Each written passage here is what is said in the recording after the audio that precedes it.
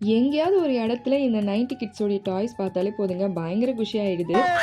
அப்படிதான் நான் இதை பார்த்ததும் அவ்வளோ ஹாப்பி ஆயிட்டேன். இதை கேட்டு அடம்பிடிச்ச காலம்லாம் திரும்ப வராதுங்க. இன்னைக்கு இதெல்லாம் ரொம்ப ஈஸியாக கிடைக்குது. நம்ம தான் விளையாட முடிய மாட்டேங்குது. வாங்கி வச்ச பிளாக் ரன் கிரஷ் வந்து ஃப்ரிட்ஜ்லேயே தூங்கிட்டே இருக்குதுங்க. சரி எனக்கே பாவமாக இருந்ததா அதை எடுத்து இன்னைக்கு வந்து black run crush milkshake தான் நான் போட்டு இருந்தேன். எனக்கு டீ காஃபிலாம் நிறுத்தலாம் அப்படின்னு சொல்லிட்டு நான் மில்க் ஷேக்கே போட்டு குடிச்சாச்சு. நைட் டின்னருக்கு பார்த்தீங்கன்னா பீட்ரூட் கேரட் சப்பாத்தி தான் செஞ்சிருந்தேன். காலிஃப்ளவர் குருமாவும் செஞ்சிருந்தேன். வாரம் முழுக்க நான்வெஜ் சாப்பிட்றவங்களுக்கு ஒரு நாள் நீங்கள் நான்வெஜ் சாப்பிட முடியாத சூழ்நிலை வரும்ல, அப்போ உங்களுக்கு இது கை கொடுக்கும்.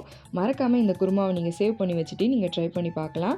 ஏன்னா நல்ல கம வாசனையோட கறி குழம்பே மிஞ்சும் சுவையில் இருக்கும். ஸோ மறக்காமல் இந்த குருமாவை நீங்கள் ட்ரை பண்ணி பாருங்கள். அண்ட் அதுக்கேற்ற மாதிரி இந்த சப்பாத்தியுமே அவ்வளோ சூப்பராக டேஸ்ட்டாகவும் இருக்கும். ஏன்னா இது ஹெல்த்தியும் கூட. பீட்ரூட்டும் கேரட்டும் சேர்த்து நம்ம சப்பாத்தி போட்டிருக்கிறதால சப்பாத்தியுமே இன்னும் சூப்பராக சாஃப்டாக வரும். கண்டிப்பாக இதோடைய ஃபுல் வீடியோ நான் அப்லோட் பண்ணுறேன். அடுத்த வ்ளாகில் சந்திக்கிறேன். அது வரைக்கும் பாய்.